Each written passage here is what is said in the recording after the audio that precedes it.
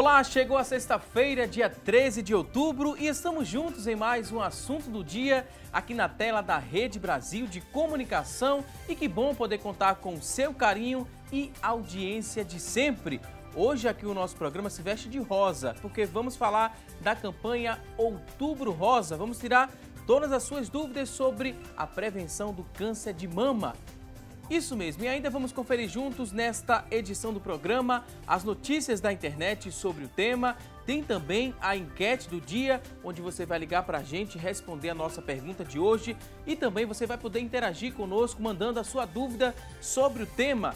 Fica com a gente que o assunto do dia só está começando. E a importância da prevenção e do diagnóstico precoce do câncer de mama é o foco da campanha internacional Outubro Rosa. O nome da campanha remete à cor rosa, do laço, que simboliza mundialmente a luta contra o câncer de mama e estimula também essa campanha a participação da população, de empresas e também de entidades. A mobilização mundial também chama a atenção para os dados alarmantes. Aqui no Brasil, as mulheres devem enfrentar em 2017, neste ano, quase 58 mil novos casos de câncer de mama. Isso de acordo com a estimativa do Instituto Nacional do Câncer, o INCA. O tipo de câncer é o mais comum entre as mulheres no mundo e também o segundo mais comum nas mulheres aqui no Brasil, respondendo por cerca de 28% no caso. Respondendo por 28% dos casos, dos novos casos a cada ano aqui no nosso país. E para tirar todas as nossas dúvidas sobre o tema e entender mais, vamos conversar hoje aqui no nosso estúdio com o doutor Eduardo Hinojosa, ele que é oncologista clínico. Também vai nos ajudar a entender mais sobre o tema a doutora Alessandra Saraiva, ela que é mastologista. Daqui a pouquinho, vamos ouvir aqui as orientações dos nossos convidados de hoje, mas a partir deste momento vamos acompanhar uma reportagem com Joyce Fernanda e a narração é da Kaline Gama. Confira! A doutora Tânia Virgínia trabalha como médica da família na comunidade do Coque e durante quase 41 anos vem se dedicando ao cuidado de centenas de pacientes. Mas em 2004, ela sentiu de perto como era estar do outro lado durante uma consulta. Recebeu o diagnóstico de câncer de mama. Não é mais fácil. É mais fácil porque a gente já fica prevendo, pelas coisas que a gente vê. Mas a gente fica imaginando mil uma coisa, ficar sem mama, o companheiro não gostar, a gente ficar careca. Tudo isso é um processo que passa na cabeça. E morrer, sem ter vivido o que a gente gostaria de ter vivido, A gente trabalha tudo e tem vontade de viver mais um tempinho. Como médica, a doutora Tânia não poderia deixar de cuidar da própria saúde. E foram as visitas regulares ao consultório médico para a realização da mamografia que deram ao pediatra a chance de descobrir um nódulo ainda no início. Na palpação não tinha nada, você não palpava nada. Não dava para você detectar não, porque estava muito pequeno. Existem casos que a gente faz exame de mama e a gente detecta facilmente. Mas no meu caso não foi assim. No meu caso foi exame de rotina mesmo. 1 centímetro, pequenininho. Com o diagnóstico em mãos, chegava a hora de iniciar o tratamento, que incluía uma cirurgia chamada de quadrantectomia e sessões de radioterapia e quimioterapia. Não me abalei muito nesse sentido, porque não foi uma retirada total. Tirou um quadrante e fez a reconstituição. Fiquei assim, com a mama menor do que a outra, Claro, se você tirou um pedaço, ficou com a mama menor que a outra, mas não me abalei muito, porque também eu tinha um companheiro assim, me segurou a barra, entendeu? Porque não é fácil, 13 anos se passaram e agora a doutora Tânia é um exemplo de que é possível sim vencer o câncer. O serviço público oferece, de graça, exames que detectam o câncer de mama, tanto para o homem como para a mulher. Então, o exame físico, ele é importante. E sentiu ou percebeu alguma coisa de anormal, procurar o posto de saúde, porque aí ela vai solicitar algum exame e daí desenrolar o que for necessário. Se todo mundo fizesse isso, o índice de cura de câncer de mama seria bem maior. Pois bem, doutora Tânia, esse é o intuito do nosso programa hoje, mostrar para você que está em casa que você precisa sim fazer o autoexame, procurar ali. O posto de saúde pode ser uma porta de entrada, né? O acesso ao serviço público de saúde, você pode detectar precocemente o câncer de mama e tratar, porque tem chances de cura sim. Daqui a pouquinho vamos falar muito mais sobre isso, mas a partir deste momento a gente abre o espaço do nosso programa para você que está em casa, venha interagir aqui conosco, vamos construir juntos esta edição do programa. E olha só, vou te explicar a partir deste momento como é que você pode começar a interagir com a gente. Vamos lançar a nossa pergunta de hoje. A enquete de hoje é a seguinte, olha só, vamos conferir juntos aqui. A pergunta que temos a fazer a você que está em casa é esta. Olha, você costuma realizar o autoexame para prevenir o câncer de mama? Sim ou não? Liga para a gente, fazemos questão de saber a sua opinião, queremos saber se você costuma realizar o autoexame para prevenir o câncer de mama. 3424-1977 é a nossa linha interativa, está aberta e disponível para você ligar para a gente, responder a nossa pergunta e também mandar alguma dúvida sobre o tema para os nossos convidados. Você também pode participar através da internet, o nosso espaço lá na internet é no Facebook, a nossa fanpage é no facebook.com/assunto do dia. Você acessa, deixa sua dúvida, seu depoimento também sobre o tema. Daqui a pouquinho vamos ler ao vivo aqui no nosso programa. 99418-1206 é o nosso WhatsApp. 99418-1206, o WhatsApp também está disponível. Manda aí quantas dúvidas você tiver, que daqui a pouquinho os nossos convidados terão o maior prazer em responder essa sua dúvida. E olha só, o câncer de mama ele pode ser detectado em fases iniciais em grande parte dos casos, aumentando assim as chances de tratamento e cura. Todas as mulheres, independentemente aí da idade, podem conhecer o seu próprio corpo, né, para saber o que é normal e o que não é normal em suas mamas. A maior parte dos cânceres de mama é descoberta ali pelas próprias mulheres.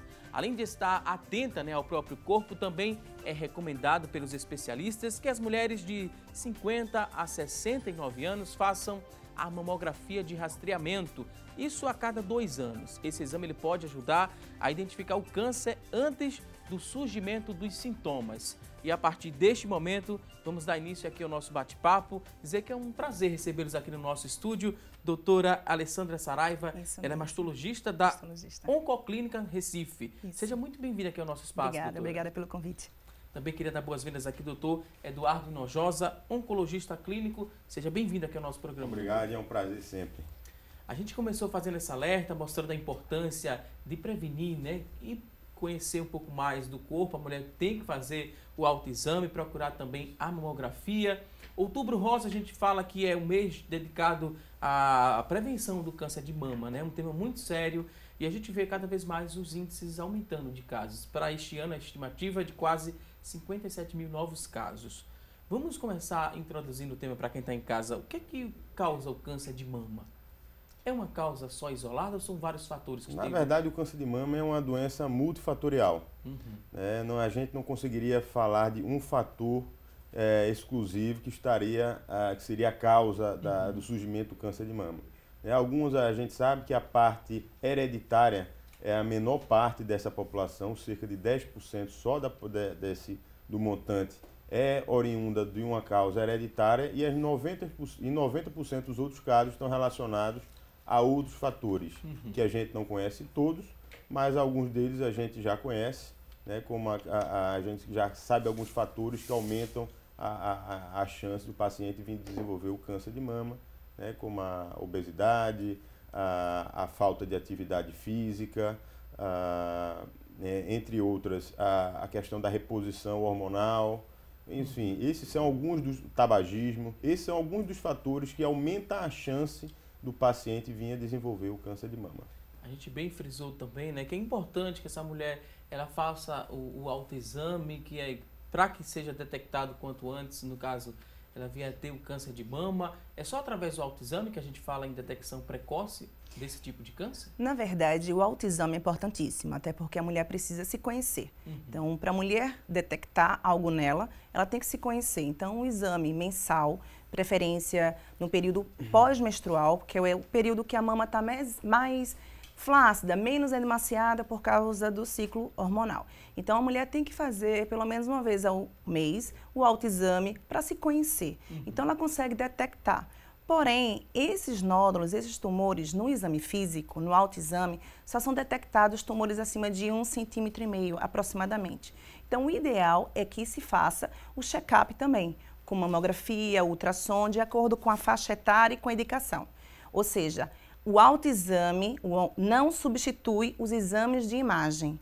Os dois juntos são aliados para a detecção precoce do câncer de mama, que isso sim é o que nós estamos interessados. A gente fala, né, em faixa etária, de tantos anos, deve fazer a mamografia de rastreamento.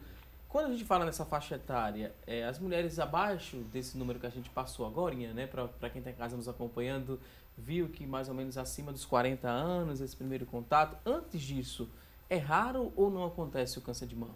Não, acontece, sendo que com a incidência é muito menor. Então, para você indicar um exame de rastreamento, para esse exame ser importante, ele precisa ter uma custo-efetividade, ou seja, precisa ter uma população que realmente vai se beneficiar para que você não mobilize muitas pessoas para fazer um exame com a baixíssima probabilidade de diagnóstico. E lembrar que é o seguinte, o exame de rastreamento é para paciente que está assintomática. Aquela paciente que fez o autoexame, não sentiu nada, e aí ela tem indicação. Aquela que com 30, com 20, notou um nódulo na mama, aí já não é mais exame de rastreamento, e sim exame de diagnóstico.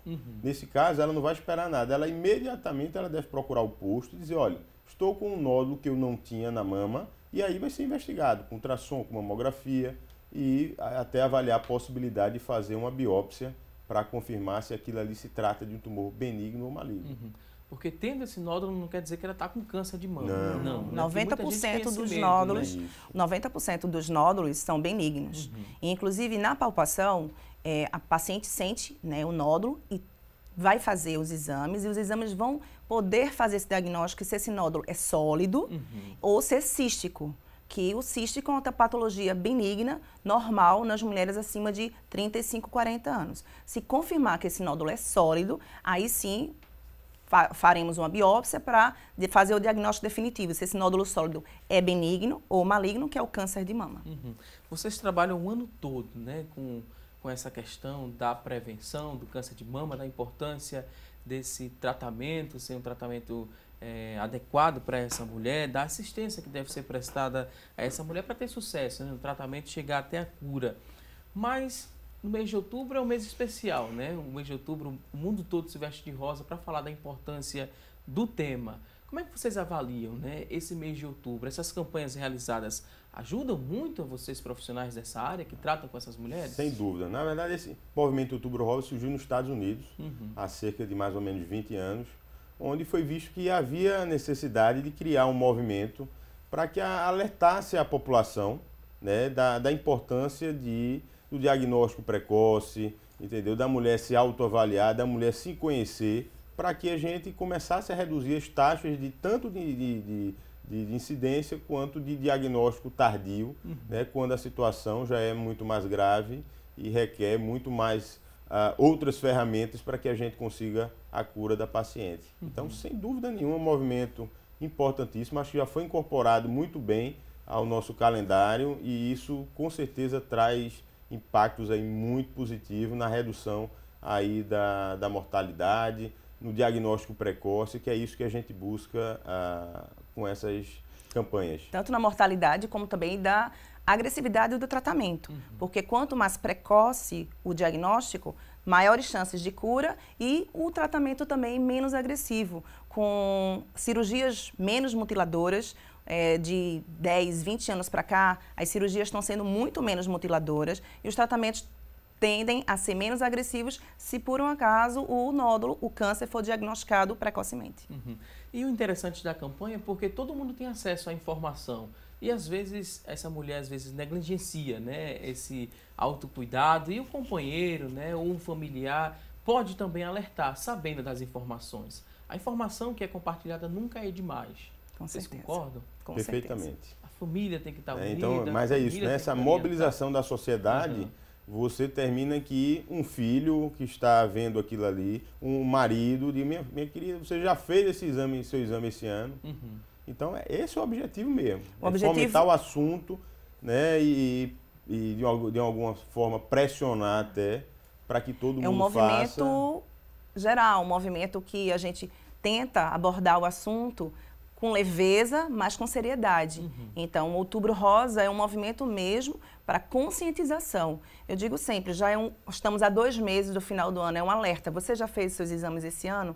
Se não fez, está já no final do ano. Então, é o sinal de alerta, é o rosa, né? Vamos fazer, porque é importantíssimo. E não só para as mulheres, mas também para os homens, alertar as companheiras. Não só companheiras, uma mãe, uma filha, uma querida, né? Muito se fala da mamografia. Vocês acreditam que o acesso a esse tipo de exame está mais facilitado? O poder público também está oferecendo mais esse tipo de exame aqui no nosso estado, olha, né, a nível local? Sem dúvida vem melhorando, né? Está muito longe ainda do que a gente gostaria, mas vem melhorando, isso é um fato. Nesse processo todo, né, de diagnóstico, de tratamento, onde é que entra a mastologista? É quem dá o diagnóstico do câncer? É quem passa essa notícia? Primeiro é mastologista, depois encaminha até o oncologista? Seria mais Geralmente ou menos assim? Sim, né? O mastologista é o especialista da mama, tanto de doenças benignas como de malignas. Então, o especialista responsável pelo cuidado, né, da saúde das mamas. Então, antigamente, você fazia o check-up com o ginecologista, se tivesse alguma anormalidade, encaminhavam para um cirurgião ou para um oncologista. Hoje em dia, o mastologista ele consegue abordar, cuidar. Então, a maioria das minhas pacientes, inclusive, não tem patologia oncológica, não tem neoplasia maligna, não tem um câncer, mas fazem check-up ou anual ou semestral, de acordo com a indicação. E se por um acaso precisar de uma cirurgia, o mastologista mesmo faz. Se for uma patologia oncológica, o mastologista mesmo opera também. Então, é o especialista responsável pelo acompanhamento clínico e cirúrgico da mama. Se por um acaso vier um diagnóstico de câncer, aí realmente precisa de um acompanhamento com o oncologista, do psicólogo, do fisioterapeuta, ou seja, é multidisciplinar. Existe ainda muita resistência ao receber o diagnóstico da doença? As mulheres, elas não querem aceitar aquele diagnóstico e isso pode atrapalhar o tratamento? A princípio tem aquela barreira, né, doutor? Existe sim, porque assim, primeiro o impacto de você receber o diagnóstico de câncer não é fácil. Né? Câncer até alguns anos atrás era um sinônimo de óbito, né? E sendo que a oncologia, a mastologia, né? E isso que a Alessandra falou que é muito importante, o tratamento multidisciplinar, hoje a gente trabalha ali junto, sempre discutindo os casos, qual é a melhor hora de operar, qual é a melhor hora de fazer a quimioterapia, qual é a melhor hora de fazer a radioterapia. Então, no momento que a gente traz essa discussão para todo mundo participar, né, isso há um ganho muito grande em termos da qualidade e do resultado do tratamento. Mas, ainda assim, é um diagnóstico pesado e que a gente precisa de toda uma estrutura de psicólogos e tudo para que estejam em volta, além da estrutura familiar também, para ajudar aí nesse período aí de dificuldade. Quando a gente falou no começo do programa, né, que a estimativa do Instituto Nacional do Câncer é de quase 58 mil novos casos da doença. 60 mil casos por ano e 10 mil óbitos. Causa surpresa a vocês, profissionais que trabalham nessa área? É um dado muito alarmante? Causa a preocupação. A surpresa nós já sabemos no dia a dia, né, há anos, e esse é o objetivo, né, nosso, diário, inclusive com o Outubro Rosa, de tentar diminuir isso. O câncer de mama é o câncer que mais mata mulheres no mundo. E se diagnosticado precocemente, nós temos chances de cura de 95%, acima de 90%. Então, o que é que está errado nessa conta? O diagnóstico precoce. Então, o diagnóstico precoce, o que é que está errado? Não, o que teria que ser, né? O diagnóstico precoce. Então, é esse o movimento, é que o câncer, a gente vai diminuir os riscos, né? Como o Eduardo mesmo falou, de alguns fatores de risco. Temos alguns que nós não conseguimos mudar. A genética, né? A questão de ter filho, às vezes, amamentar, mas outros podemos mudar. Então, evitar os riscos, diminuir, né? E, fora isso, fazer os exames anualmente. Então, quando a gente fala nesses fatores ambientais que podem também causar o câncer, né? São fatores externos. essa mulher, né, deve, se tem filhas, deve se preocupar desde criança, então, porque a alimentação influencia, a atividade física também influencia, a qualidade do sono que essa pessoa tem influencia, então esses cuidados o quanto antes, melhor, né? Não tem idade para isso acontecer. É porque as crianças seguem os pais, né? Então, assim, não adianta você chegar para o seu filho e dizer coma bem se você não está comendo bem. Então, na verdade, por isso que, e o foco agora da Outubro Rosa é dizer para a população, você também tem culpa nisso. Você precisa, como pessoa, se cuidar para isso. A partir do momento que a gente já sabe que você fazer uma atividade física, que você se alimentar bem, você diminui a chance de você ter o câncer, entendeu? A população precisa fazer essas mudanças realmente e não esperar do governo algo, entendeu, diferente. Então, assim, é necessária a participação de toda a sociedade, seja do governo, seja das sociedades, que é isso que a gente vem fazendo aqui, conversando sobre isso. Da mídia. Mas também a população tem a sua parcela de culpa e que precisa ser mudada e acreditar nisso. Agora a gente vai a um rápido intervalo, daqui a pouquinho tem mais assunto do dia, hoje especial, falando sobre Outubro Rosa, essa campanha que visa a prevenção do câncer de mama. Vamos a um rápido intervalo e até já!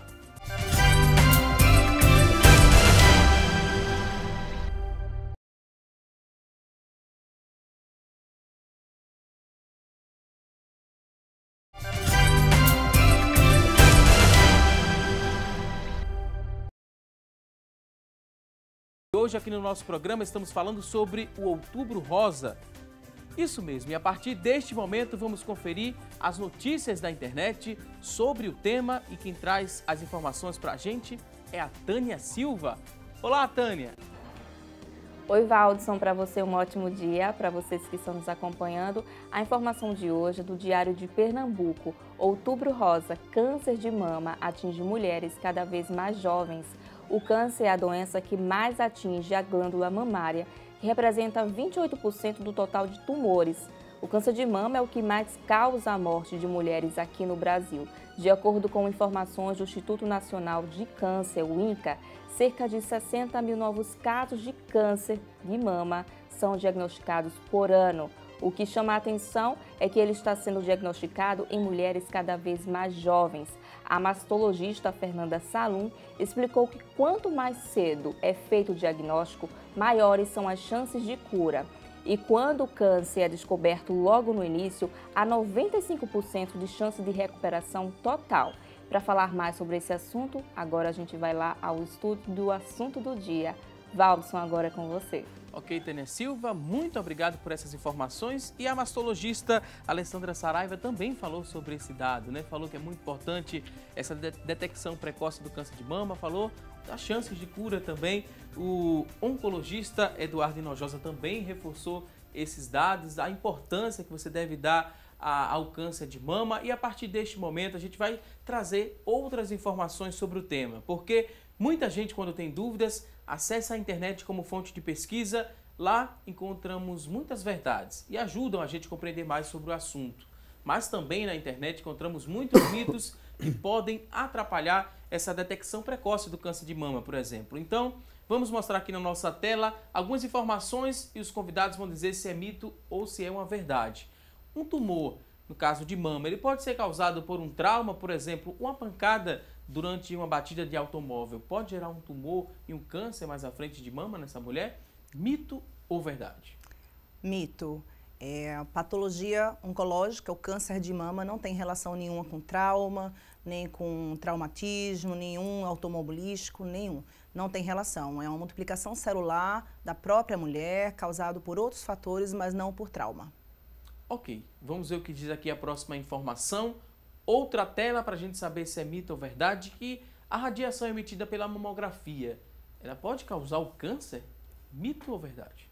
É mito. Na verdade, a gente não tem nenhuma evidência, nenhuma confirmação, né, que isso realmente aconteça. Então, pode fazer sua mamografia normalmente, que assim, isso para a gente hoje não é uma preocupação. Ok, vamos a um próximo ponto. Temos aqui outra tela. Mito ou verdade? Que quem menstruou muito cedo, né, ou é mãe depois dos 30, tem maior probabilidade de desenvolver o câncer de mama? Veja bem, um dos vilões para o crescimento, né, neoplásico, o câncer de mama, é o estrogênio. Então, quanto mais tempo a mulher é exposta ao estrogênio, maior o risco para câncer de mama.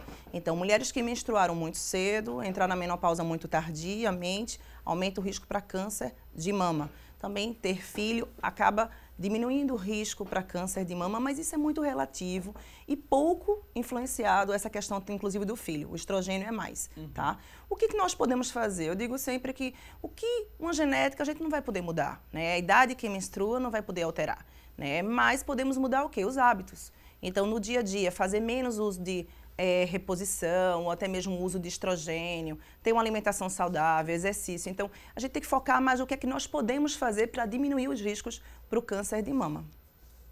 Próximo ponto, temos aqui outra afirmação. É mito ou verdade que, olha só, estou com diagnóstico de câncer de mama, não posso amamentar meu bebê? Mito ou verdade? Olha, é uma verdade em parte, né? Vai depender muito do tratamento que que a mulher esteja sendo submetida. Mas em vigência de quimioterapia, o ideal é que a paciente não amamente seu filho, pela possibilidade de transmissão de quimioterapia via o leite. Outra tela complementando, né, o que a gente acabou de falar, amamentar protege essa mulher contra o câncer de mama? Mito ou verdade? Verdade. A amamentação, ela acaba causando certas alterações mamárias, desenvolvimento mamário, evolução mamária, que diminui o risco para o câncer de mama. Próximo ponto, temos aqui outra tela para a gente descobrir se é mito ou verdade. As mulheres obesas, né, elas ficam mais suscetíveis à doença? Verdade. Na verdade, a grande questão é que a gordura ela é produtora de hormônio. Então, a produção de hormônios, como a Alessandra falou, do estrogênio, ela termina estimulando a formação e o surgimento de novos tumores, Então, isso é uma verdade. E não é uma regra, né? Dizer que essa mulher que está acima do peso, ela vai ter câncer de mama em alguma fase da vida. Como a gente falou, a questão do câncer de mama, e câncer de uma forma geral, ele é multifatorial. Na verdade, esse é apenas um dos fatores que estimulam. Mas a gente precisa de outras alterações para que realmente isso venha acontecer e venha desenvolver o câncer de mama. E isso, inclusive, é importante, porque muitas vezes as pacientes chegam no consultório, assim, surpresas, porque tem um diagnóstico de um câncer de mama, não tem genética, teve filho, amamentou, não faz uso de reposição, e me pergunta, né? Pergunta a nós profissionais, como assim? Eu sempre me cuidei, fiz meus exames anuais, mas tudo que a gente está falando é para diminuição do risco para o câncer de mama. Então, isso tudo aliado vai diminuir o risco, mas não isentar, infelizmente. Próxima tela, temos aqui outra informação, mito ou verdade, que o desodorante antitranspirante, ele pode causar o câncer de mama? Mito, mito. Não tem nenhuma comprovação científica que o desodorante antitranspirante cause alguma alteração neoplásica. Chegou um tempo, né, que muita gente estava compartilhando essa informação, que é aquele desodorante, o Rolon, né, que é aplicado ali, tapava os poros e por isso que aquilo poderia gerar um câncer mais à frente. Não tem nenhum embasamento. Relação nenhuma com câncer. Próximo ponto aqui, outra tela, vamos saber se é mito ou verdade. O câncer de mama tem cura? Sim, isso aí é uma verdade absoluta, né? E a gente vê que com o passar do tempo, né, cada dia mais a cura vem acontecendo, seja pelo diagnóstico precoce, pela realização cada vez mais frequente das mamografias, onde é feito o diagnóstico precoce. Então, quanto mais precoce, mais a chance de cura a paciente vai ter. Além disso, os tratamentos hoje que a gente tem, seja quimioterapia, seja cirurgia e tantas outras medicações, também têm contribuído para o aumento na chance da paciente ter cura. Agora, vai depender muito do estágio em que a paciente fizer o diagnóstico. Tá? Por isso, a gente volta a frisar a importância de mamografia, autoexame para o diagnóstico precoce, que é o fator principal aí nessa chance aí de cura. E o que é levado em consideração para chegar até essa mulher que descobriu o câncer, fez o tratamento e teve a cura, né? O que é que vocês levam em consideração para dizer que aquela mulher está curada? É rápido, é simples, demora muito tempo? É de cada mulher que responde ao tratamento? A palavra cura é uma palavra muito forte, né? É uma palavra muito forte que até a gente tem evitado falar nas consultas com os pacientes. O que a gente fala é disso, olha, no momento você está sem evidência de doença. Por quê? Porque já houve relatos de pacientes que 15, 20 anos após voltaram a desenvolver uma recidiva, uma metástase. Mas você, a mulher paciente, não pode pensar nisso. O importante é que você fez o tratamento correto, fez tudo que era possível de ser feito, leve sua vida normal, né, faça sua atividade física, tenha uma alimentação saudável, uma vida saudável e viva a sua vida fazendo o acompanhamento sempre com o oncologista, com o mastologista. E se por acaso a doença voltar, aí sim, né, partiremos para uma nova abordagem aí de tratamento. E esse acompanhamento que é feito, né?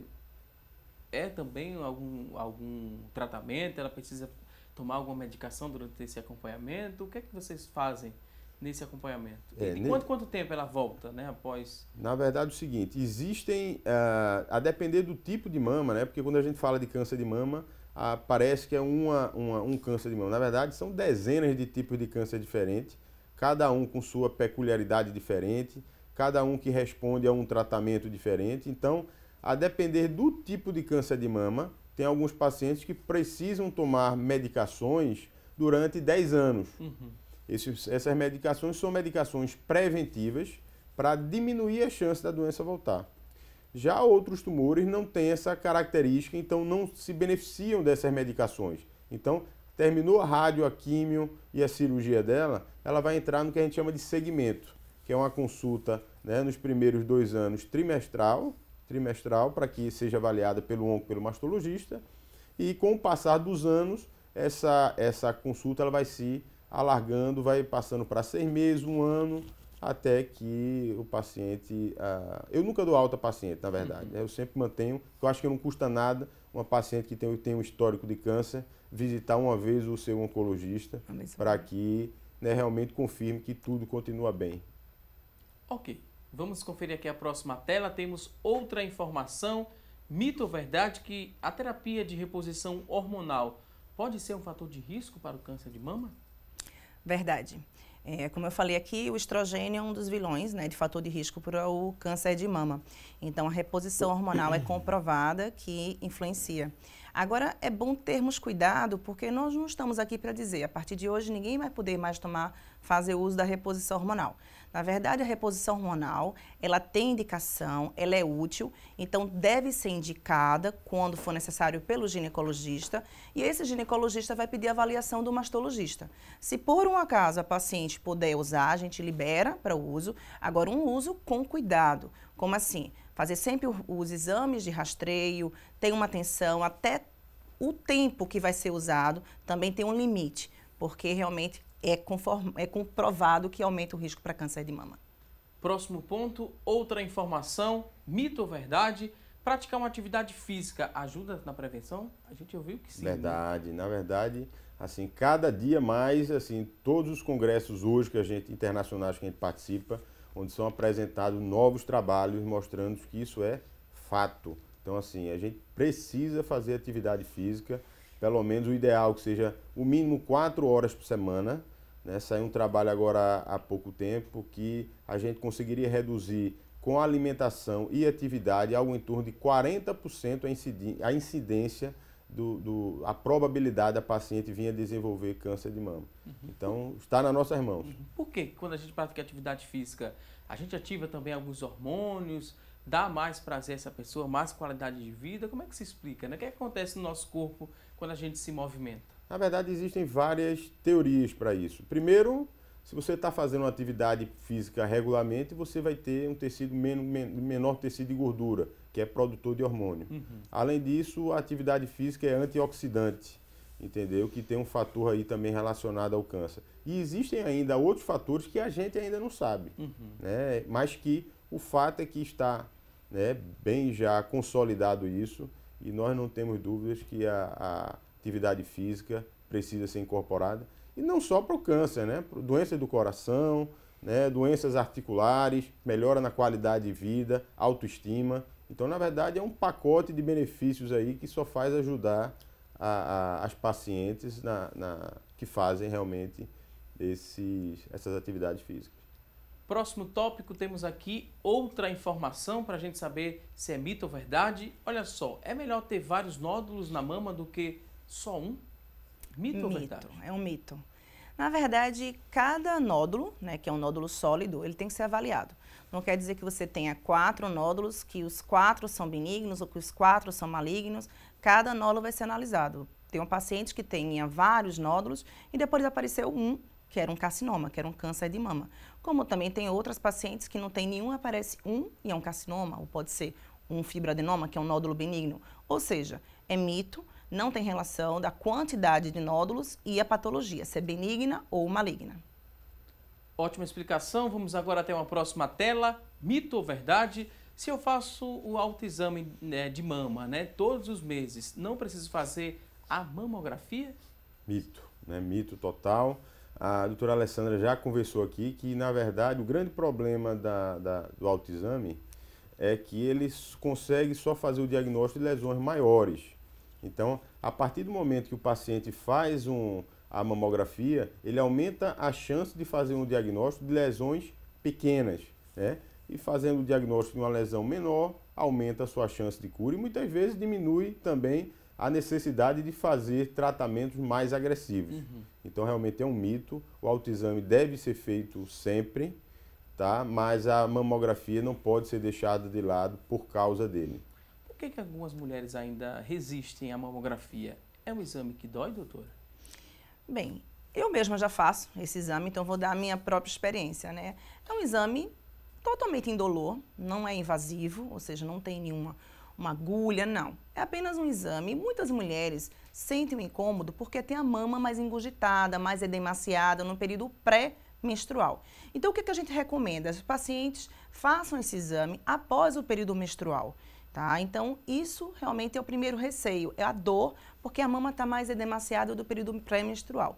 E outro, eu acredito que seja o receio ainda de um diagnóstico, mas é isso que o Outubro Rosa, e durante todo o ano, nós estamos aí para conversar com elas que não importa fazer um diagnóstico, o pior é você fazer um diagnóstico tardiamente. Então, o exame, a mamografia tem que ser feito para descobrir quanto mais precocemente nódulos com 0,4, 0,5, que só seriam palpáveis depois de 6 meses, 1 ano. Então, isso sim, às vezes tem uma certa resistência. Ok, vamos até uma próxima informação. Vamos saber se é mito ou verdade, que a pessoa não tem histórico familiar. Nunca terei tumores nos seios? Mito. Mito. Na verdade, a minoria dos tumores de mama e câncer, de uma forma geral, estão relacionados à hereditariedade. Então, na verdade, só 5 a 10% dessas pacientes vão ter um câncer atrelado a fatores hereditários. Ou seja, 90% não vai ter nenhum familiar, não vai ter uma histórico familiar que faça com que ela venha desenvolver o câncer de mama. Por isso que rastreamento, hábito de vida é para todo mundo. Ótima explicação. Próximo ponto, o último aqui para a gente encerrar esse quadro Mitos e Verdades, que emoções negativas como estresse, mágoas e raiva podem causar o câncer? Eu vou colocar como verdade, mas ainda não é comprovado. O que a gente vê no dia a dia é que estresse, má qualidade de vida, a baixa imunidade. Isso não só para o câncer, como às vezes até para uma amidalite. Então, abaixando a sua imunidade, qualquer doença pode vir a acarretar. Então, no geral, eu digo que viver bem, fazer exercício, ser feliz, acaba também reduzindo as chances não só do câncer, mas de todas as patologias. Ok, vou pedir licença mais uma vez aqui aos nossos convidados, vamos a um rápido intervalo. Você que está em casa, tem dúvidas ainda sobre o tema, pode mandar para a gente a sua pergunta, 3424-1977 é a nossa linha interativa, 994-18-1206 é o nosso WhatsApp que você pode acessar, deixar aí quantas dúvidas você tiver. Aproveita a oportunidade, estamos com 2 profissionais que entendem e muito sobre o tema em debate, então manda sua dúvida que daqui a pouquinho ela vai ser lida e respondida ao vivo. Vamos a uma rápida pausa e até já!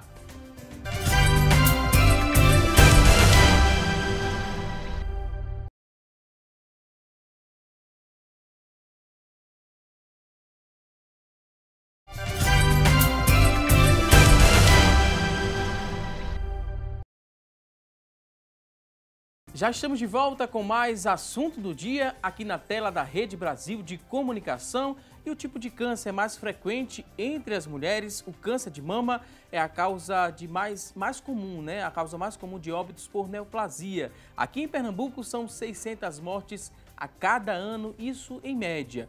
Oferecer uma rede de assistência organizada e resolutiva faz muita diferença para mudar esse cenário que a gente acabou de descrever. E com o objetivo de avaliar a rede de atenção oncológica de alta complexidade para o tratamento de mulheres com a doença, a bióloga Rosalva Silva, ela que é mestre em saúde pública pela Fiocruz Pernambuco, ela realizou um estudo. Esse estudo ele constatou que a rede no estado não é suficientemente estruturada para gerar o tratamento oportuno e integral a essas mulheres.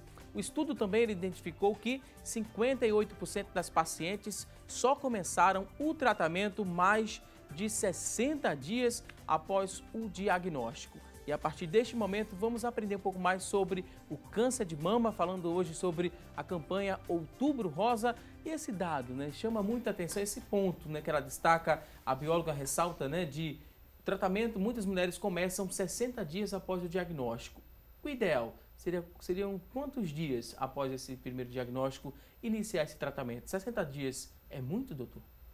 Olha, não seria muito. Claro que o ideal seria imediatamente, né? Mas a gente sabe disso, que até no mundo privado é difícil que você tem mais recurso, você conseguir fazer num prazo imediato, logo após o diagnóstico. Mas eu diria que seria um tempo aí factível, sem grandes prejuízos, para se realmente ela começar o tratamento nesses 60 dias aí após a confirmação do tratamento. E o número de óbitos são, em média, 600 mortes a cada ano. A gente falando sobre isso, as pessoas se preocupando, esse número pode ser menor nos próximos anos. É o ideal, né? É o ideal, esse é o intuito, inclusive, da campanha, que esses números caiam, né?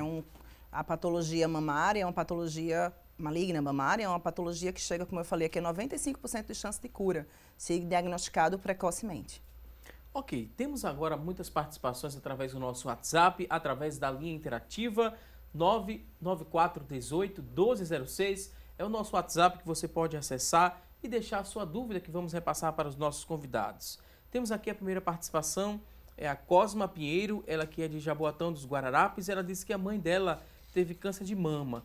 Ela quer saber quais as chances de ter também. Ela se preocupa muito porque a mãe teve, ela acha que pode ter, e a cada 6 meses ela diz que faz o exame de rotina e tem apenas 28 anos. Ela precisa estar preocupada muito. É importante também a gente saber com qual idade a mãe dela teve o câncer de mama. Quanto mais jovem, mais fala a favor de ser possivelmente genético, tá?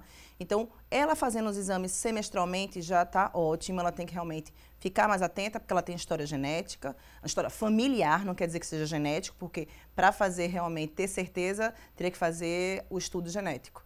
Mas o importante é ela fazer os exames semestralmente. Outra participação aqui, a pessoa não quis se identificar, mas disse que tem 57 anos, pesa 107 quilos e tem 2 anos que não faz nem procura nenhum especialista. Ela diz que tem alguns nódulos e por conta desse ganho de peso ela não encontra mais esses nódulos, mas ainda ela sente dores fortíssimas nas costas. Às vezes ela acha que é coluna, mas às vezes não, ela fica preocupada, as dores são terríveis e ela diz que fazia constantemente e nunca deu nada, né? Como há 2 anos ela não faz, ela está preocupada por conta dessas dores que estão recorrentes. Ela está na menopausa, ela não quis se identificar, ela fala, não quero me identificar, mas qual o procedimento? O que é que eu devo fazer? Dor pode ser, infelizmente, o surgimento do câncer, ele geralmente é um fenômeno indolor, né? Infelizmente, seria muito bom que ao diagnóstico o paciente sentisse dor, porque aí a gente correria para fazer o diagnóstico mais rápido e faria isso de forma mais adequada. No caso dela, a gente não conhece a paciente, não está vendo, mas uma paciente que está acima do peso, né, pode ser que ela tenha uma mama grande que esteja sobrecarregando coluna, levando a uma dor aí nas costas, umas dores na coluna. O que ela precisa fazer é procurar um posto de saúde, né, para que ela seja examinada por um médico, para que ela possa fazer os exames de rastreamento, não só a mamografia, mas a citologia oncótica, assim como a colonoscopia, enfim, né? E investigar essa dor, saber o que realmente está causando essa dor que ela vem apresentando. Temos aqui outra participação, Maria de Ribeirão. Ela disse que há 9 anos ela fez uma mamografia e ela não quis fazer mais porque ela fala que apertaram muito as mamas dela. Ela disse que sentia um pouquinho de desconforto, né? Teve uma dor e depois dessa mamografia ela fala que está sentindo como se fossem 3 caroços, né? Pequenos, queimar como fogo, assim arde bastante. Ela tem 52 anos e tem 3 meses que ela não menstrua mais. Aí ela sente muitas dores nos seios. Está com medo, ela fala, mas estou com medo, com muito medo de ir ao médico. Me ajude, me oriente, o que é que eu devo fazer? Estou esperando as informações dos convidados. Como o Eduardo falou, o câncer de mama, ele é indolor, infelizmente. Então, provavelmente, essa dor dela não deve ser desses nódulos, tá? Mas ela tem que realmente fazer o exame.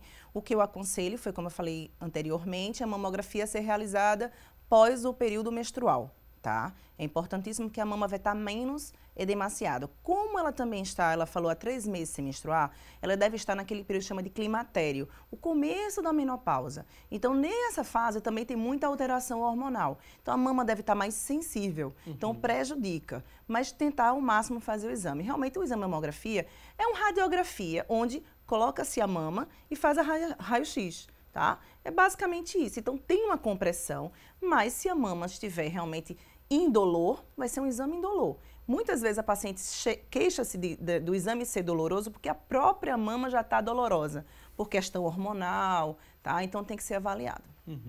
E uma parte aqui do relato que chama muita atenção, ela disse que ela só percebeu esses 3 caroços após essa mamografia.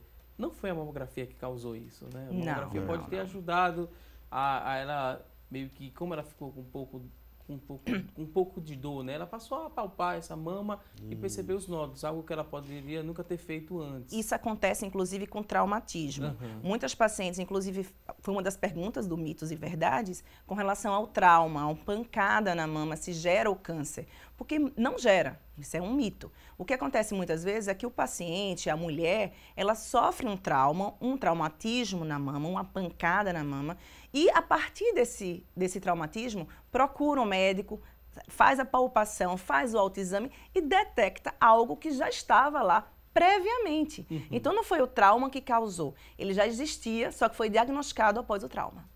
A Cosma voltou a participar aqui, Cosma de Jaboatão, diz que tem 28 anos, 6 meses é um tempo legal para se fazer esse exame de rotina? Se ela tem história familiar, sim, 6 meses.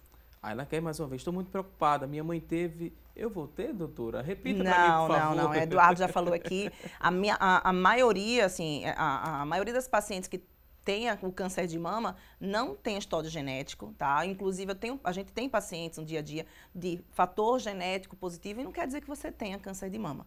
Agora, é importantíssimo você fazer o exame com menor tempo, né, de 6 em 6 meses. Inclusive, tem exames que a gente solicita, além da mamografia e da ultrassom. Temos também, inclusive, a ressonância mamária, que em caso de história familiar positiva é importante pedir. Então, ela tem que ser rastreada, examinada e, de preferência, por um mastologista para poder fazer esse acompanhamento e ficar tranquila. Bruna Silva está participando, ela que é de Olinda, ela quer saber quais os tratamentos para o câncer de mama. Olha, existem diversos tipos de tratamento para câncer, né? O tipo do tratamento que a gente vai utilizar vai depender muito do tipo do tumor, do momento em que ele foi diagnosticado, ou seja, se é uma doença inicial, se é uma doença metastática, que é uma doença que está espalhada. Então, existe desde a própria cirurgia, né, o tratamento mais eficaz para uma doença localizada, mas temos a quimioterapia, temos a radioterapia, temos a hormonioterapia. Hoje nós dispomos já de um outro tipo de tratamento mais inteligente, que são as drogas-alvos. O que é isso? São drogas que agem em alguns tipos de tumores. Então, os tumores têm o receptor e esse tratamento que a gente vai fazer é como chave fechadura. Essa chave só vai funcionar se determinado tumor tiver aquela fechadura, porque ela entra na fechadura e aí desencadeia uma série de alterações que vai culminar com a destruição do tumor. Então, existem diversos tratamentos. A imunoterapia, que é um tratamento recente que vem chegando também para câncer de mama em algumas situações. onde é um tratamento que ela estimula o próprio nosso organismo a combater a doença.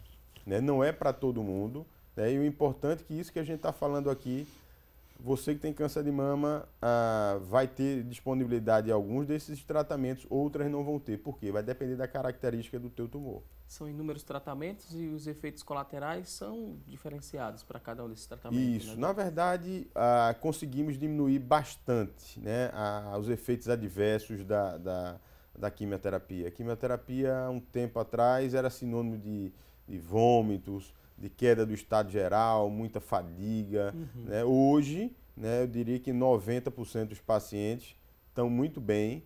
A grande maioria delas decide por trabalhar, né, continuam trabalhando, levando a sua vida, né, praticamente dentro da normalidade. E só um pequeno subgrupo é que tem alguns efeitos, mas que na grande maioria das vezes a gente consegue manejar isso com medicações ou redução da quantidade de tratamento.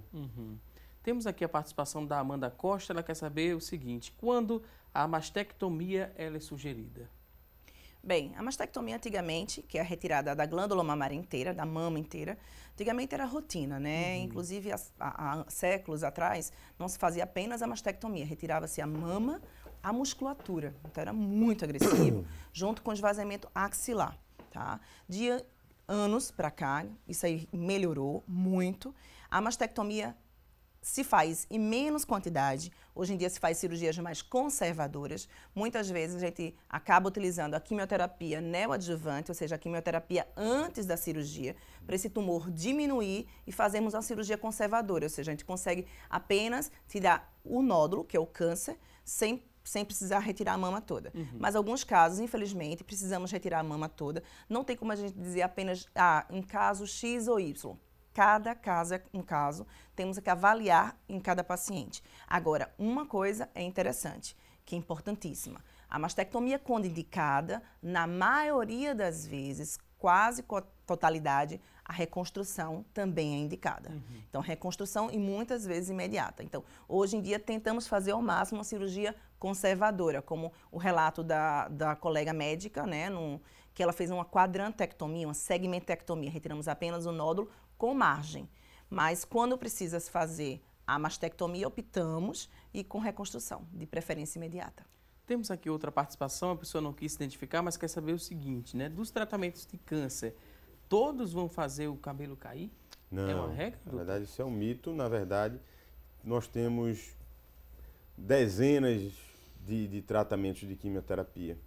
Tá? Então, vai depender muito, primeiro, do intuito do tratamento, da característica do tumor, mas assim, ainda assim nós temos uma grande quantidade de quimioterapias que caem sim, que levam à alopécia, que é a queda do cabelo. Mas existem outros que não caem.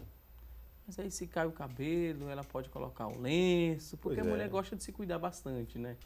Não, e é importante, né? É importante ela se sentir bem, né? Porque já que em algumas das situações ela vai ser submetida a um tratamento de retirada da mama, que isso já vai mexer no psicológico, então tem a questão do cabelo. Então tudo isso aí é importante e a gente não pode diminuir a importância disso aí não. Mas o que a gente tenta sempre frisar para o paciente é que assim, você está indo para uma guerra, né, que você precisa vencer aquilo ali e que passou aquilo ali, você vai voltar à sua vida normal. Seu cabelo vai voltar a crescer, né? Há opções, a Alessandra falou aqui da questão de reconstrução mamária. Então, assim, ela vai reconstruir a mama dela e tem tudo para que ela volte depois, né, ao normal, depois da conclusão desse tratamento. Então, é um efeito transitório. Mas é uma dúvida muito frequente, né, doutora Alessandra? Eu acho que são os dois pontos mais importantes na hora do diagnóstico. Primeiro, com relação à retirada da mama, com a mastectomia, o primeiro receio, e segundo, a queda do cabelo. E é importante, como a gente já falou aqui, a abordagem multidisciplinar, o apoio, não está só o mastologista, não está só o oncologista, estarmos todos juntos, conectados, interagindo com a paciente, com a família da paciente. Então, isso aí é fundamental. Eu digo sempre que o primeiro momento é difícil, mas quando virmos essa paciente depois de 6 meses, depois de um tempo, a paciente geralmente está com outra cara, é uma paciente agradecida, é uma paciente que viu que a chance de cura está ali. teve, né? Ok, vou pedir licença mais uma vez aqui aos convidados. Vamos a um rápido intervalo. Daqui a pouquinho tem mais assunto do dia. Até já!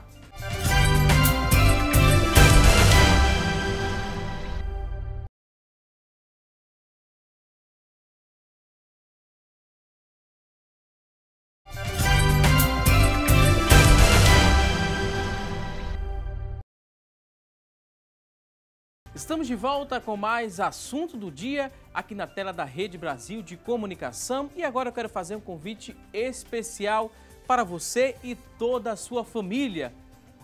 Olha só, está chegando o grande dia da abertura das comemorações do centenário da Igreja Evangélica Assembleia de Deus em Pernambuco, que acontece no dia 21 de outubro na Arena de Pernambuco. Na Praça Sul da Arena foi preparada ali uma grande estrutura para você assistir à abertura do centenário. Tem 3 telões disponíveis com cadeiras, banheiros e também lanchonetes em toda essa área. Tudo para que você participe dessa noite inesquecível. Você poderá guardar sua lembrança desse dia histórico. Você vai convidar todos os seus amigos e também a sua família. Você vai fazer sua caravana e vai adorar a Deus conosco e sentir o poder de Deus nesse grande evento. Então, para chegar até a Praça Sul, você deve estar perguntando, né? O que é que eu faço para chegar até a Praça Sul da Arena? Vou te explicar a partir de agora. Você poderá vir pelos BRTs utilizando ali o Expresso Arena Pernambuco, que tem saída fixa da Praça do Derby. A parada fixa é ali na Praça do Derby, área central do Recife, com saídas a partir da 1h da tarde até as 5h20 da tarde, o Expresso Arena Pernambuco, com retorno no sentido, né, Arena de Pernambuco, Derby, a partir das 9h da noite, para você voltar. A partir das 9h da noite, sentido Arena, Derby. Tem também outra opção para você chegar até a Arena de Pernambuco. A outra opção é utilizando o metrô, a linha Centro, sentido Camaragibe. Você vai descer ali na estação Cosme e Damião e vai embarcar na integração Cosme e Damião, sentido Arena. Também a partir da 1h da tarde até às 11h da noite. Então não fique de fora e venha adorar a Deus conosco no evento que vai marcar o nosso estado. Venha fazer parte da nossa história. Então, convite feito para você que está em casa, não perca, dia 21 de outubro, na Arena de Pernambuco. E agora a gente segue aqui com o nosso programa, falando mais de coisas boas, falando também sobre câncer de mama, a prevenção do câncer de mama. Coisa boa porque é possível detectar precocemente e é possível também chegar à cura desse tipo de câncer. Temos aqui muitas participações, vamos mostrar no nosso telão as primeiras dúvidas que chegaram através do telefone. Aldenise da Silva ligou para a gente e fez a seguinte pergunta. Olha só, há 2 anos fiz uma cirurgia para a retirada de 2 glândulas mamárias. Agora apareceu manchas onde eram essas glândulas, né? Isso é normal? Essas manchas apareceram? Bem, eu não entendi muito a pergunta. Na verdade, glândula mamária, a mama é uma glândula. Então, se ela tirou a glândula mamária, ela retirou a mama inteira, fez uma reconstrução, não entendi. Às vezes também temos glândulas mamárias, que é a mama ectópica, ou seja, a mama fora do lugar, que é a mama axilar, por exemplo. Então, pode ser que ela tenha tirado as mamas nas axilas, mas não é normal aparecer a mancha. A mancha geralmente ocorre no pós-cirúrgico, imediato, até em torno de 3 semanas, mas aí é bom avaliar. A mancha tem mais a ver com a pele, então pode ter sido alguma alteração na cicatrização, tá? Mas é bom avaliar com o cirurgião. Ok, vamos ver de quem é a próxima pergunta. Temos outra dúvida. Célia Souza de Camaragibe, ela diz o seguinte: minha prima, ela tem 42 anos e o médico disse que ela tem um nódulo com líquido em um dos seios, né? E que esse nódulo era normal. É realmente normal? Pode se transformar em um câncer de mama, esse nódulo líquido? Olha, pela forma que foi descrita, a gente acredita que tenha sido um cisto mamário e não um nódulo. Porque nódulo é um tecido sólido, que aí a preocupação, a chance de ser um tumor realmente é maior. Apesar de nem todo nódulo sólido ser tumor. Mas, se tratando de um cisto, que é uma lesão com líquido dentro, não há possibilidade de estar se tratando de um câncer. Ok, vamos ver de quem é a próxima participação, de quem é a próxima dúvida. A pessoa não quis se identificar, mora em Olinda. Fiz um exame que foi identificado, né, achados benignos na mama. na mama direita. Preciso me preocupar? Pode ser um câncer de mama? Fez um exame que foi identificado achados benignos. Essa nomenclatura às vezes acontece na ultrassonografia ou na mamografia, no laudo. Vem achados benignos. Então, provavelmente, deve ter sido achados normais da faixa etária da paciente, talvez cistos, calcificações grosseiras, ou seja, uma alteração benigna e ela tem que fazer o controle apenas anual. Precisa se preocupar? Não. Claro, mostrar ao médico, né? Não só, porque muitas vezes a paciente faz o exame, vê o laudo, é benigno, mas o ideal, o radiologista faz o exame, você tem que levar para um ginecologista, ou melhor ainda para um mastologista, né? Para levar para o seu médico, e ele vai avaliar. Mas por aí não tem preocupação, não. Próxima pergunta, vamos ver de quem é a próxima dúvida. A pessoa também não quis se identificar, mora no Cordeiro e tem 45 anos. Diz o seguinte: tem um cisto de água na mama. Gostaria de saber se há possibilidade de virar câncer. Estou com a serotonina, né, alta. O que é que isso significa? Posso ter algum efeito colateral? Tem algum medicamento que eu possa tomar para melhorar? A pessoa não quis identificar, deixou aqui algumas dúvidas. Por onde a gente começa? Cisto de água, né? Cisto de água na mama. Gostaria de saber se há possibilidade de virar câncer. Não, como a gente tinha falado, realmente cisto é uma lesão benigna, né? Então ela não precisa se preocupar com o cisto da mama. Ela disse também que está com a serotonina alta. O que é que isso significa? Olha, posso ter algum efeito colateral? Depende do contexto para que foi solicitado essa serotonina. Então, assim, seria uma resposta minha vaga, porque realmente eu não sei em que contexto foi solicitado, porque sempre que o médico ele vai pedir um exame, ele pede esse exame pensando em dar em algum diagnóstico. Então, às vezes, não acredito que haja nenhuma importância para essa questão que está aparecendo na mama dela, tá? Porque o cisto é benigno, ponto. Provavelmente ela tem algum outro problema em que foi solicitada a serotonina. E aí depende do contexto para a gente saber se seria ou não importante aí para ela. Ok, vamos à próxima pergunta. Temos aqui outra dúvida da Rejane Nedina, né, de Jaboatão dos Guararapes, tem 56 anos. Fiz um exame onde foi identificado um nódulo pequeno na mama direita. Ainda vou fazer a ultrassonografia. Posso estar com câncer de mama? Bem, ela deve ter realizado a mamografia. Na mamografia visualizou esse nódulo. Então, ela vai fazer a ultrassonografia para saber se esse nódulo é de conteúdo cístico, que é o benigno, que nós conversamos há pouco, ou sólido, que é um nódulo. Maioria dos nódulos, 90% de todos os nódulos sólidos são benignos, tá? Agora, claro que tem que ser avaliado. Não posso dizer assim, você está ou não está. Até porque eu não estou vendo o exame. Mas as características do nódulo já dá para a gente ter uma noção na mamografia ou na ultrassom. Então a gente classifica, esse nódulo tem 98% de chance de ser benigno, tem 70% de chance de ser benigno. Vai depender primeiramente da ultrassonografia, ela saber se esse nódulo que foi visto na mamografia é sólido ou cístico. E depois que for sólido, fazer uma biópsia para saber realmente a histologia dele. Ok, vamos à próxima participação. Temos aqui uma próxima pergunta, Roberta Silveira, de Jardim Atlântico, tem 37 anos. Ela diz o seguinte: os caroços que aparecem nas axilas podem ser sintomas de câncer de mama ou são só caroços de massa? Ela quer saber também se é seguro o diagnóstico do exame simples feito pelo médico ginecologista. São duas perguntas. Tá, veja só. Na verdade, a grande maioria desses caroços que aparecem nas axilas são o que a gente chama vulgarmente como ínguas, né, que são linfonodos que a gente tem na axila e que se inflamam, né, crescem, aparecem como um nódulo doloroso. Então, esses são lesões benignas inflamatórias, que a gente não precisa se preocupar. Porém, o câncer de mama ele pode também cursar com o aumento dos gânglios da axila. Tá? Então, é importante ela procurar um clínico, fazer um tratamento dessa questão dessas lesões. E caso haja permanência ou crescimento, mesmo com um tratamento clínico, aí sim ser encaminhado para um mastologista para fazer uma avaliação mais adequada e confirmar ou descartar essa possibilidade de câncer. Já responde um pouco, né, se é seguro o diagnóstico do exame simples feito pelo médico ginecologista.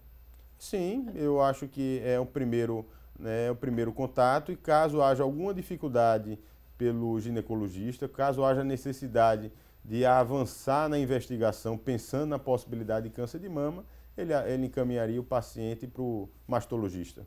Ok, temos mais uma dúvida agora da Juscelia Silva, ela que é do Ibura e ela quer saber o seguinte: quando o exame mostra ali nódulos na mama, é indicado que o médico ele indique, né, para fazer essa biópsia? Sim ou não? Quando dá no exame nódulos, o médico é o mais indicado para fazer a biópsia logo? Na verdade, a gente tem que avaliar o contexto, né? Como nós falamos de uma paciente, uma senhora que ligou anteriormente, que história familiar. História familiar, geralmente a gente solicita uma biópsia, tá? Outro fator também são as características desse nódulo, o tamanho desse nódulo. Então, tem nódulos que já têm um aspecto de célula maligna, de um câncer. Então, nesses casos, a gente já solicita um nódulo irregular, a gente já sempre solicita. Quando é um nódulo com aspecto benigno, 98% de chance de ser benigno, um nódulo redondo, um nódulo pequeno, sem história familiar, nós podemos ficar acompanhando a cada 6 meses. Não precisa obrigatoriamente fazer a punção, não. Ok, temos aqui uma participação interessante mais uma vez, a nossa telespectadora Cosma, ela vem participando, dizendo que ela é professora, né? Como ela gosta muito dessa campanha, né, do Outubro Rosa, ela disse que contou um pouco da campanha para os alunos. Ela contou uma história e essa história envolvia ali o câncer de mama, mostrou ali para os alunos que os pais eles precisam fazer o exame e muita gente, ela disse que sabe que muita gente tem medo, mas ela conseguiu envolver os pais e os filhos nessa história, fez como atividade de casa que esses filhos contassem essa história, né, multiplicando a informação, e ela acha muito interessante a gente pontuar isso, que os professores também sigam esse exemplo, né? E muitos voltaram dizendo que os pais iriam sim fazer esse autoexame. Eu acho, ela está de parabéns. Parabéns, Cosma, essa atitude porque, é muito boa. É uma atitude muito bonita, é aquilo que a gente tinha conversado no começo do programa, quando o objetivo do Outubro Rosa realmente é esse, é mobilizar toda a sociedade, então filhos, pais, entendeu? Para que pressionam seu cônjuge, sua mãe, para que realmente precise fazer aquilo ali e faça esse diagnóstico o mais precoce possível. E quando ela fala nos pais, né? Os pais, eles passem a fazer esse autoexame. A gente sabe que a mãe tem mais cuidado e sempre está fazendo ali esse autoexame, mas os homens também precisam ter atenção à mama? Existe, o câncer de mama, ele existe no homem também, né? Não é o foco do Outubro Rosa, tá? Não é o foco da campanha, mas a cada 100 pessoas acometidas pelo câncer de mama, um homem para 99 mulheres. Tá? Então, os homens também são acometidos pelo câncer de mama, só que eles não precisam fazer o rastreio, assim como as mulheres, fazer o rastreio anual. O que a gente aconselha? Se palpar, se tocar. Como o tecido mamário do homem é menor, é fácil de notar qualquer alteração, qualquer nódulo. E sim, se notar qualquer alteração mamária, é procurar o especialista. Uhum. Temos aqui outra participação, a pessoa não quis se identificar, mas fez uma mamografia e nessa mamografia acusou um nódulo hipercóico. Não sei se é esse nome, porque às vezes o corretor ortográfico ele altera aqui, né, doutora? A senhora sabe, é hipoecóico, deve ter sido. Hipoecóico, de ser sólido ou de gordura, e a classificação na mamografia diz que é 2 e na ultrassom diz que é 3, né? Não sei, deve ser a dimensão desse nódulo. Não, é a classificação. Quer saber se é câncer de mama, se não é? Quero que eu responda. Seguinte, essa classificação é uma classificação feita pelo Colégio de Radiologia, tá? Muitas pacientes chegam, inclusive, preocupadas. Meu exame era 2, passou para 3. Bem, isso não tem que deixar a paciente preocupada, porque isso aí é uma nomenclatura, um termo usado entre os médicos para ter um diálogo, vamos dizer assim, entre o radiologista, o oncologista, o mastologista. Então, o que acontece? Ela deve ter feito uma mamografia, a mamografia deve ter sido 2, porque não deve ter visualizado esse nódulo. Ela deve ser uma paciente jovem, então mamografia numa paciente jovem é uma mama densa, então não consegue visualizar 100% os nódulos. Então deve ter sido 2 porque viu só alterações benignas, talvez calcificações, achados 100% benignos. Quando ela fez a ultrassonografia para complementar, já que é uma mama densa, tem que ser complementada com a ultrassonografia, visualizou esse nódulo hipoecóico, que quer dizer que é um nódulo sólido, tá? BIRADS 3 quer dizer que ele é arredondado, as características benignas. 98% de chance de ser benigno. Então, como eu falei, ele tem um aspecto benigno, tem que ser avaliado outros fatores. Se ela tem fator de risco, aí sim deve continuar a investigar. Mas o mastologista que vai realmente fazer a indicação do que vai ser a conduta nessa paciente. E muitas vezes, numa lesão mais suspeita, você não vai esperar um ano, você vai diminuir o intervalo para ver a evolução, né? Então, se você diminuindo o intervalo com 6 meses, a paciente tiver um incremento, um aumento naquele nódulo, é um sinal aí de preocupação que aí vai ser avaliado com mais cuidado. Temos agora aqui a participação da Lúcia, tem 31 anos e é uma pergunta muito comum, né? Tem várias perguntas semelhantes à da Lúcia. A gente vai fazer essa para ganhar tempo, né? Estamos já na reta final do programa e a Lúcia queria saber uma idade específica para fazer o exame de mamografia. Qual a idade mínima ali para dar início? Olha, hoje o preconizado pela Sociedade Brasileira de Mastologia é a partir dos 40 anos de idade. Tá? Então, segundo a Sociedade Brasileira de Mastologista, a partir dos 40 anos toda mulher deve fazer a mamografia. Isso diverge um pouquinho do que o INCA, que é o Instituto Nacional do Câncer, preconiza, que é a partir dos 50 e fazer 2 vezes ao ano. Tá? Mas é uma briga já da sociedade, inclusive há uma discussão, inclusive no Congresso Nacional, para que haja uma mudança e para que todo mundo realmente seja estimulado a partir dos 40 anos, faça uma mamografia anual. Ok, vou pedir licença mais uma vez aos convidados para a gente conferir o resultado da nossa enquete. A pergunta que fizemos hoje foi a seguinte: você costuma realizar o autoexame para prevenir aí o câncer de mama? Olha só, 63% das pessoas que ligaram e participaram disseram que sim, que fazem o autoexame, 37% disseram que não. Acho que após essas orientações e informações que foram repassadas no decorrer do nosso programa, você agora vai passar a dar uma atenção maior e fazer sim esse autoexame. Estamos agora na reta final do programa. É o momento de agradecer bastante aqui aos convidados por atender o nosso convite, né? Em meio a um feriado, um imprensado, muita gente folgou hoje, mas compromisso aqui em passar esse serviço para a população. Os convidados tiveram esse compromisso e a gente agradece bastante por atender ao nosso convite. Dr. Eduardo Hinojosa, oncologista clínico, muito obrigado por sua participação. Agora o espaço está aberto para o último recado. Considerações finais, fique à vontade. Não, o que a gente gostaria de frisar é tudo aquilo que a gente debateu aqui hoje, né, sobre a importância da população se cuidar, né? Então, assim, essa questão do hábito de vida saudável, né, a alimentação, evita uma alimentação mais gordurosa, uma alimentação rica em produtos enlatados, né? Passem a se alimentar melhor, passem a ter uma atividade física, né, regular, que isso aí vai ter um impacto muito importante na sua vida, impactando não só no câncer, na questão do câncer, como também do coração, diminuição do risco de acidente vascular cerebral, diminuição do risco de infarto, além de melhora na qualidade de vida, de autoestima, ou seja, vai haver uma melhora em todos os sentidos aí da sua vida. Mais uma vez, muito obrigado, doutor Eduardo. Queria também agradecer a doutora Alessandra Saraiva, mastologista da Oncoclínica Recife. Doutora, muito obrigado. O último recado. Obrigada a você. Na verdade, é mais um alerta, né, para as mulheres, que é o grande foco do Outubro Rosa. Nós, hoje em dia, né, as mulheres, além da casa, dos filhos, do esposo, dos pais, a corrida, né, a vida é muito corrida. Então, o que eu escuto muito no consultório é: doutora, eu não fiz porque eu estava trabalhando, estava cuidando do filho, estava cuidando do marido, meu pai adoeceu. Então, precisamos estar bem para poder cuidar dos outros. Precisamos estar bem para poder trabalhar. Então, o que eu paro aqui para dizer é isso: vamos cuidar de nós mesmas para poder cuidarmos dos outros. Então, o Outubro Rosa está aí. Se você não fez seu exame ainda esse ano, procure um serviço, faça, tá? E se cuide. Mais uma vez, muito obrigado aos convidados, a você que está em casa, obrigado pelo seu carinho e audiência de sempre.